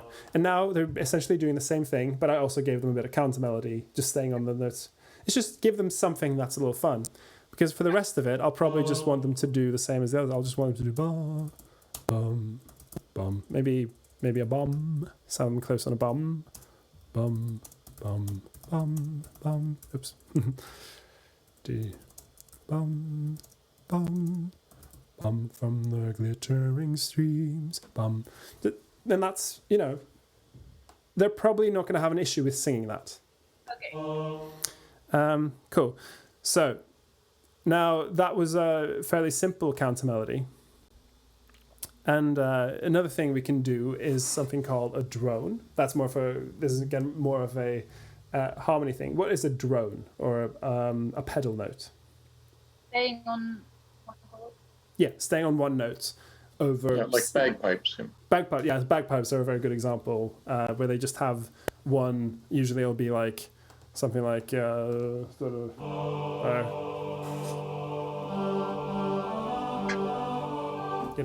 that's a very typical bagpipe thing to do. You can do drones in any part. I prefer doing them in the higher part or the lower part. So I find this is a moment where you could have maybe a high drone happening at the top. So instead have them go up there. Guitar string.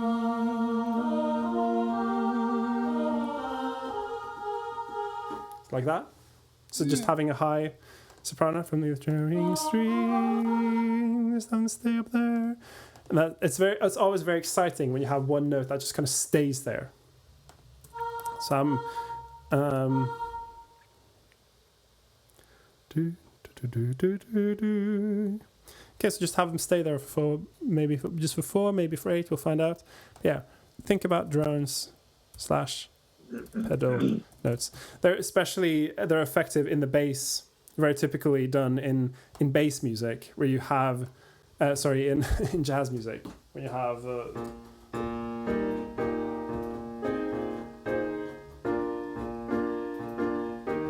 where they're just staying on that one note for a long time. So that's another way of making things interesting by putting in a pedal note. Could be in the bass line, could be in the backing parts. Of course, if you're doing it in one of the higher parts and you're not splitting any of the voice parts, then that puts a bit more, pressure on the remaining parts to fill out the harmony. But that's not going to be a problem here, because I can harmonize with the altos here and just fill in whatever harmony note's missing. What about where your B flat drone is going to clash with the A flat in the alto line? Let's listen to it and hear how it sounds.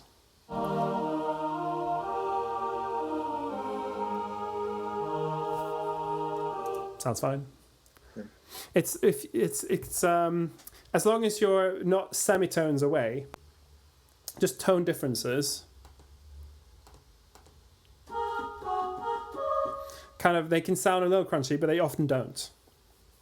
So I know in this case, for an A flat, for instance, the B flat,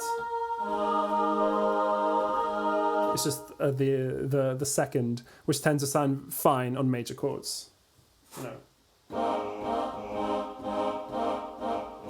That kind of thing that you find in a lot of pop music.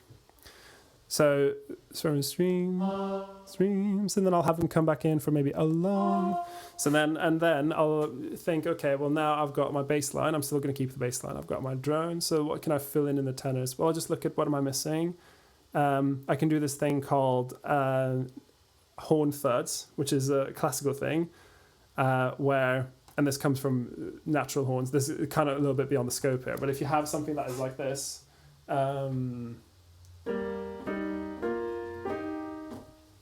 Have you heard this before? This is a very typical classical music thing. Not really. I've heard it. I'm not. Yeah, I'm not sure what you're doing to say if we've heard it. Yeah. Oh yeah. If you're, can you not hear the piano? Oh yeah, we can hear it. Yeah. Yeah. I just don't know that it's a thing. Oh yeah, it's a thing. So if you've got natural horns, so there are instruments that can only play notes in the harmonic series. So they can only play, etc. Then this kind of movement would be one horn playing the harmonic up and the other horn playing the one down. So it has this very particular sound where you go into fifths and then into thirds. It's just a thing that comes out of classical music. It's not really relevant, but I thought I'd mention it because it's the sort of thing that I quite like to put in. So I'll know that I can do that here because we have them going. And that's the melody, and then I know that I can then harmonize it. And underneath, and it'll sound like natural horn thirds. But that's, again, it's just a small digression. But I'm still doing the same thing. I'm harmonizing with the notes of the chord. Do, do. Would you always do your bass line with the dotted half, or could that be a half quarter pattern? Is it just a stylistic? Yeah, it's a stylistic choice? thing. I could, because I chose to do a very simple country western bass line, then I did it like this. I could do it as on every beat. It depends on what I'm going for. Do you have a question, Rose? So the horn thing, so you would just go thirds, fifth, fifth. Is that what you're doing? Yeah, don't focus too much on the horns. It was kind of a minor point, but essentially it's this sound. It's that sound. And you get it in a lot of classical fanfare music. So I think do you know about the William Tell overture? Yeah. I think it starts with a series of. It starts with something like that before. I forget. I could be just making this up right now, but it's just, again, a very typical fanfare kind of thing. And then, okay, but I'll fill in the rest. Yeah, something like that, exactly.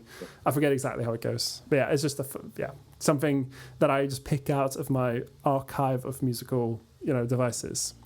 And then I'm going to just harmonize whatever note's missing with the altos here. Mm-hmm. Do, do, do. Guess I'm missing the third. Do, do, do, do. Just, okay, so I'm still missing the third. Okay, well, I'll have them here. Do, do, do. Yeah, that's natural. Yeah. Do, do. And here I can do it in just in thirds with the altos. It's not part of the chord, but it's fine.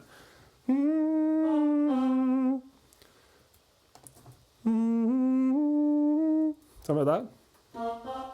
So that's harmonizing again in thirds with the altos. And I check, does it fit with the harmony? It should do. Okay, let's listen to it.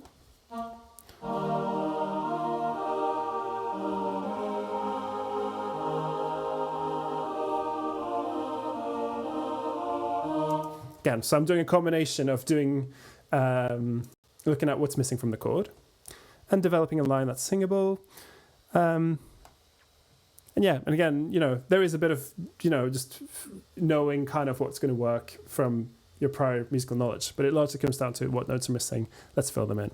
And that's something, that's a really good tip. I tend to put things in and then maybe look afterwards to see what's missing as opposed to using that as a starting point. I like that idea. So I will often write out the chords like this, maybe not on the staves of the voice parts, but on a separate one, because it helps me check. I can just scan and be like, okay, F7, do I have it covered?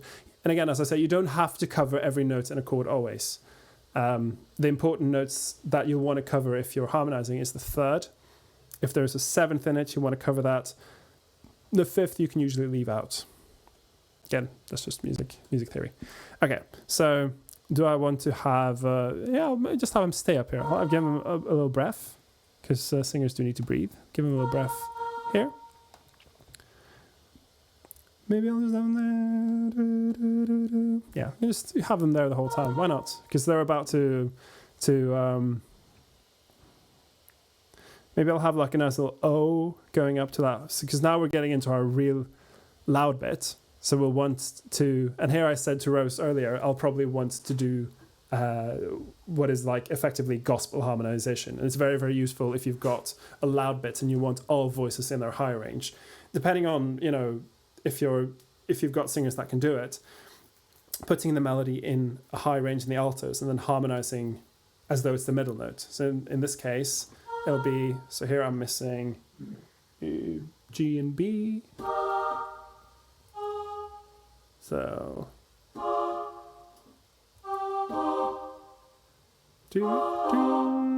okay, so now we've got this tricky passing note again. So let's think, okay, where do I want to go? I want to go here. how do I get there? I can just do like that. That's my cheesy rising semitone way of doing it. That works fine.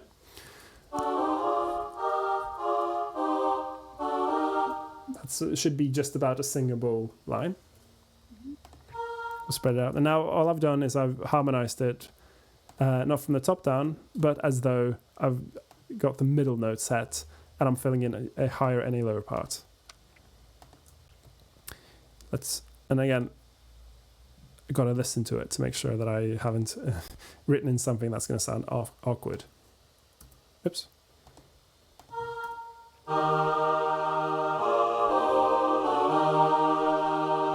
That's going to be okay, I think. I'm going to try.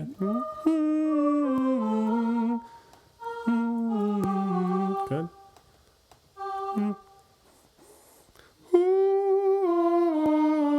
Yeah, it's a perfectly singable line. And the whole works because I listened to it. And again, I probably want to keep all parts singing the words here. And then I've got a little bit of a gap here. Okay, so I can do this thing which I do sometimes, which is to introduce one part at a time. What I mean by that is the where happens much later in the line, but I can have a where happen here, and I can have a where happen here, and then a where happen here. So what I mean is I'll then have the basses do their where there, where the dear, like so. And then I'll have, so now I'm using again the same harmony. I'll write in at the top here because I already talked about this earlier. This would be kind of an A flat and then kind of B flat, like this. That's what I talked about a bit earlier. So I'll be, okay, like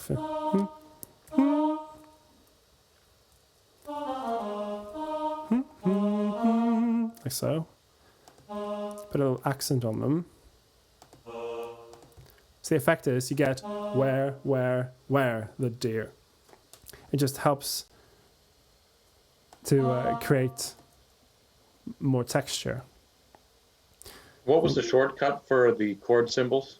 That's Command K on a Mac, Control K. So it's I remember it because it said in the instruction manual that it's K for chord but spelt wrong. So helpful. Yeah, I know. Again, this is... and then I'll have to think about voice leading as well, because maybe I'll have them do Where the Deer, because I'm aiming for that G. That'll be, again, considering that I'm harmonizing with this note in the middle, I'll be okay, well, the soprano note is going to be a G. And then here, because I'm going to aim for having it loud, I'll probably want to go up. Are you not doing a B flat there? Pardon? A B flat. No. B flat in which chord? Sorry. Well, you've written down an E flat. Is it supposed to be the deer and the... Oh, sorry. Yeah, it's E flat. Yeah, that's just, I made a mistake. So then that's E flat, and then F. And here, I can do this thing which you mentioned, Michael. If I want to get people up in a slightly higher range, because this is kind of low mid-range, I could here change so that it's maybe the tenors doing the melody. That's that tenors will be able to get that quite loud, so I could then switch.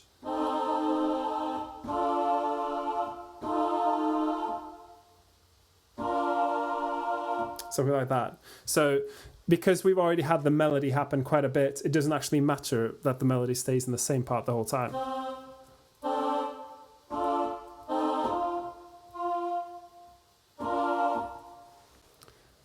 Like so. Again, this is just chorale harmonies with the main part in the middle. Spreading it out.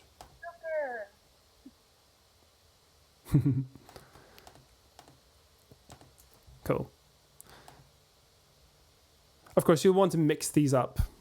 So now I might just then choose to have a drone here. I might have a counter melody. I could design, a counter melody. Those are options. But let's move on. Let's listen to this quickly, and we'll move on because we only have 20 minutes left, and I want to cover a few more things. To play.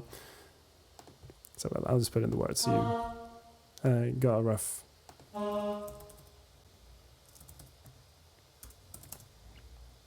E.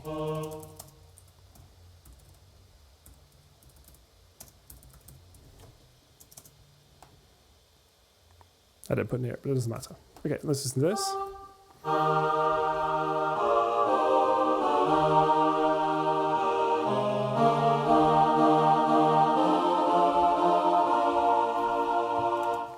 And then I could even like push them a bit higher and stuff. Anyway, that's just working with where in the range is it sitting, and do I have like opportunities to put in counter melodies, that sort of stuff. But let's move on. Okay, so let's imagine that I've now finished my score. I might have, not, looked through it loads, but I'll have done an intro, an outro, stuff like that. What do I need to do next if we consider that I've sort of finished all the notes?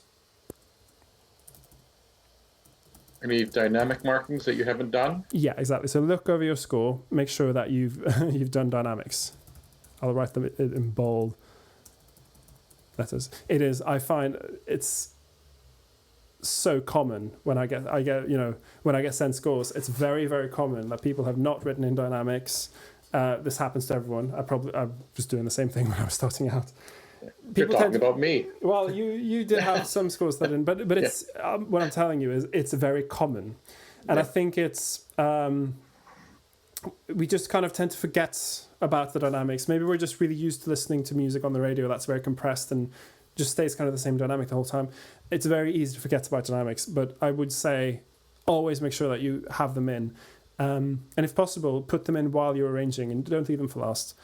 Keep in mind, it's really it's a missed opportunity. And if I refer back to my dynamics graph there, that's something I wrote out before I wrote a single note of my arrangement. Not counting the transcription that I did before the lesson. The dynamic should be written in every part, correct? Yes, unless you're changing the dynamic, it will stay the same in the part until you change it, but you do have to write it in every part technically. So absolutely check for dynamics, but also check for voice leading. So it'll usually be transition places, like here for instance. I want to make sure that there's perhaps a line that leads up. Now that fifth isn't such a bad jump, but I have seen scores where you'll have someone all the way down like there, and then the next note is like there, which is a very, very difficult jump. So that's something to keep in mind. So I'll say look over the score, check the voice leading. If there was a piano part in this with a couple of bars of piano, you could then have that more difficult jump, could you not? Because they would get their note from the piano. You could. So the problem with having sudden big leaps in the voice is that because people have to kind of change around their muscles a bit, unless you have really, really skilled singers, there is a tendency for maybe the first couple of notes to come out a little flat because you're doing quite a big change in your muscles. If you've got like a little interlude and they come in much later, then that's not as bad. So you're most concerned with, note to note to note to note. But also, if you've got a section that's generally in a high range, it helps to not have them then suddenly dip low and then up high, because people tend to either overshoot or undershoot, and you end up with flat notes essentially, just on account of the arrangement. But again, software is not very helpful there because software doesn't tell you these things. It just does mechanically, this is the pitch, this is the pitch, this is the pitch. Whereas, of course, singers don't really work like that. So voice leading is really just the technical term to make sure it's singable. Yeah, exactly, singable. It's good. And usually you can check voice leading by just singing it on your own. I recommend actually people, if you're checking your voice leading, put down the score go for a walk or something, and then come back and then pick it up and try to sing it without listening to it first. And if it's really hard, then that's a good indication that probably this is really hard. If you're arranging by ear, this tends to be less of a problem because you will have sung in the parts. But especially when changing, especially between musical parts. Oh, how do I write this? I don't want to make it ambiguous. Especially if you're going from one section of the song between structural sections is probably the best. So what I mean is, if you've arranged it a certain way for the choruses and a certain way for verses, and then put them together, you could end up with difficult leaps between the two. So just check them. This can also happen if you're recording your parts rather than writing them down. Okay, so dynamics, voice leading. What else do we need to look for when we're finishing up our score or arrangement? You mean musically, or just things like spelling or anything? Spelling, good one. Yeah, it's distracting if there's bad spelling. Make sure that you slur together. I actually wonder with your spelling and your lyrics. What do you think about dots and? Pardon? It's a bit of a weird question, but what do you think about like grammar? Because I'm not always sure about if I should put a dot in or if I should comma in. Oh yeah. You mean punctuation? Yeah, punctuation. Yeah, punctuation in lyrics is not that important because usually, so people might have written out the lyrics in as a poem first, and in poems you don't normally use the same kind of punctuation that you do in, say, a letter or So I wouldn't worry too much about it. If there is sort of an understanding that in music, if there's a comma, then you should breathe off, before the next line. But I tend to because I always write in all the breaths rather than rely on the lyrics to inform people where the breaths are. I tend to not worry too much about the punctuation. Right. You can do, if you don't typically put in breaths, as in you don't typically do what I've done, where I've left a rest there for them to breathe, or in the beginning with the ooze, like here, I've left a quaver or eighth note rest there to indicate a breath. If you don't do that, then yes, punctuation will matter more. But it's not something you necessarily have to be worry about so much, because it's mostly going to have to do with breathing. Right, thanks. Because you will use other things to indicate this word is supposed to be louder. Okay, you put an accent on it, or you use the dynamics to control that kind of stuff. Okay, but yeah, spelling, slurring together words that that you do over several notes, so melismas, and especially if you're doing it by ear, you want to find out, or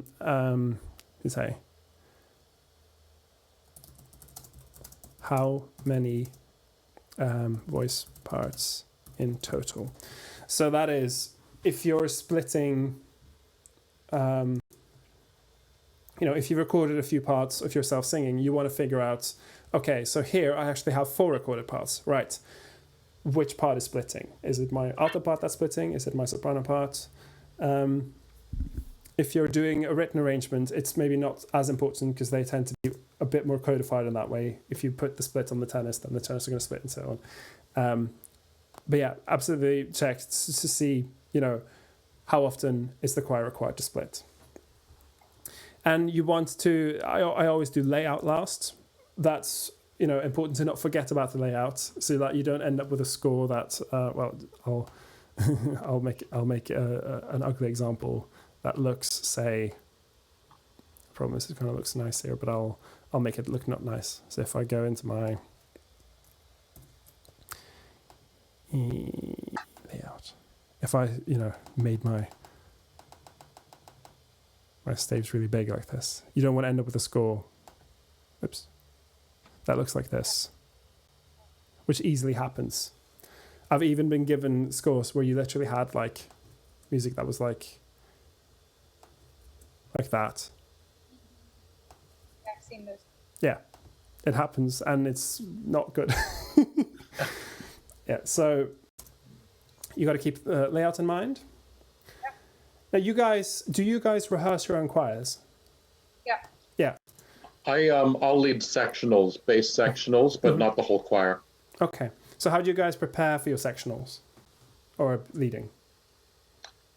I'm not a great sight singer, and we have sung rehearsal tracks like those demos I sent you of my songs. We have them all as separate tracks. So basically, I make sure that I know the bass and baritone part. So I usually know the baritone part better than the bass part. So I basically have to know them to teach them. Plus, we'll plunk it out on the piano. Of course. Yeah. So it's the word of the day is just learning it. It's before you're arranging, you learn the song. Before you're rehearsing a song, you learn the song. Some people can kind of get by not knowing the song, but not most people. And it's also, even if you can, you shouldn't, because knowing the song will make things a lot better. So yeah, you learn the song. That's often the question people will say.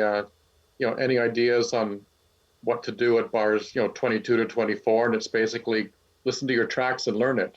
Like yeah. But then that's also, the only option at this point. If you've arranged a song and you're bringing it into rehearsal, I think it's also important learn the parts roughly, but be prepared to change things. So don't, if you're finding that you tried your best to make the voice leading work, and in fact the alto entry on that bar is always coming out flat, then maybe there is something not working in the arrangements. Stuff that tends to sneak in would be you'd have so I'll just write that stuff that tends to snake. It'll be parallel moving fifths. And in pop music, this is not as bad as in other styles, but I do find that parallel moving fifths tend to sound a bit stark and almost a bit like cold. So if you suddenly find that it sounds a bit cold and weird here, there is a good chance that you've got parallel moving fifths happening. And they sneak in because if you've got a series of chords that's like, and of course you could easily end up with that, which could sound great, but could also sound weird depending on the kind of music. So watch out for parallel fifths or unnecessary difficult intervals. So what would an unnecessarily difficult interval be? My favorite, tritone. Tritone, yeah. Tritones are great. Use them in your melodies. Yeah. Be very careful about how you use them in backing parts, because unless they're very obvious, they can be extremely difficult. Another one would be alternating major and minor seconds. That's difficult. What else? Anything more than an octave is hard. And this is the sort of stuff you that can sneak in very easily. It's fine. It happens to me as well. But then I look through and be like, oh, actually here, this is a tricky thing to do. Because learning arrangements take time. And if your singers are learning an arrangement where you need to change it later, then they're going to have to reconfigure their brain to then learn the new line. Try and catch these things as quickly as you can.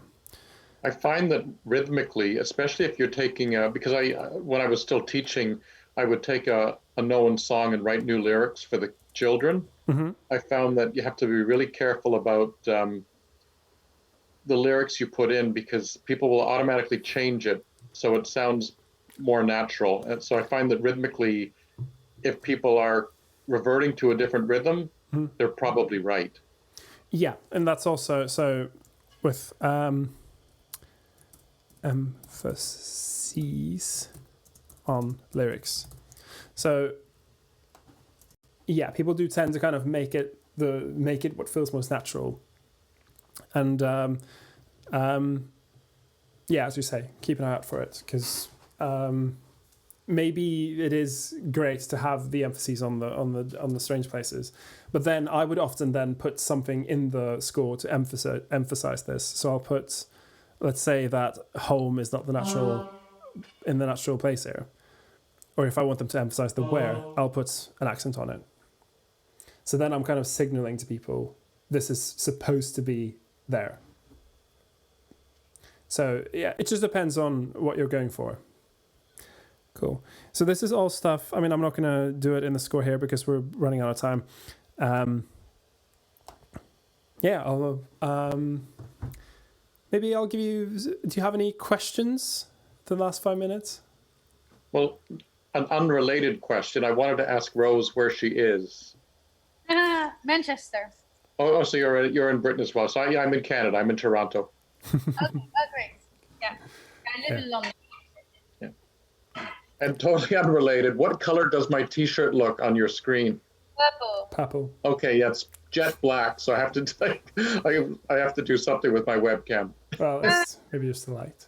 I feel like you've answered a lot. Like I feel like I've asked all the questions. Okay. Yeah, it's a lot of stuff to take on board. I will recommend that people, the most helpful thing is to just kind of, if you're trying to do an arrangement and you're a bit like, well, what should I do?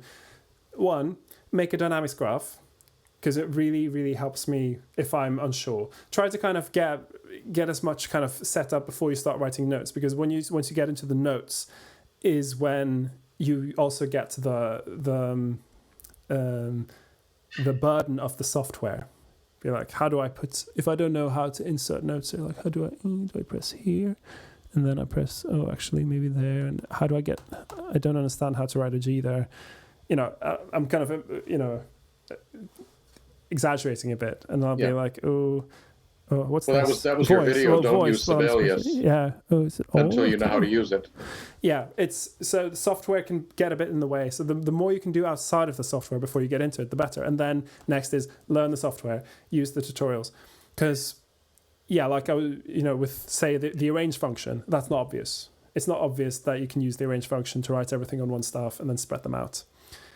I did have one question. At what point in the score do you think about avoiding parallel motion, making sure the parts are doing different things? Is that while you're doing it, or is that something you'll maybe look at later?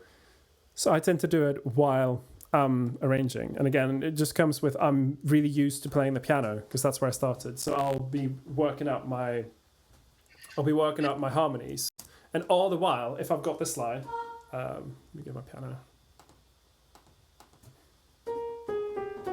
If I've got that line, and I know what the harmony is, I'll be thinking.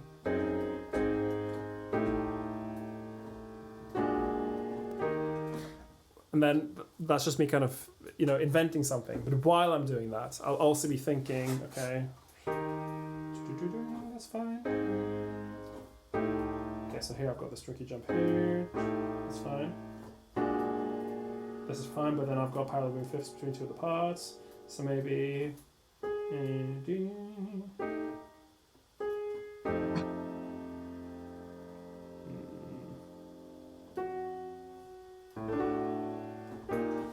I'll be thinking, just looking at what's going on. So I'd say do it while you're working, but, invariably that's not going to happen. It's going to sneak in, and that's fine. And also, don't focus too much on the stuff. Don't focus on stuff you can't do. Don't focus on, I can't do parallel moving fifths, I can't do doubling a third. Think of them rather as guidelines for how to make it sound better once you've done roughly what you want to do. It's not, rules in, I said this, they're not, rules in music, they come, after the fact to describe stuff that works rather than to tell people this is what you have to do.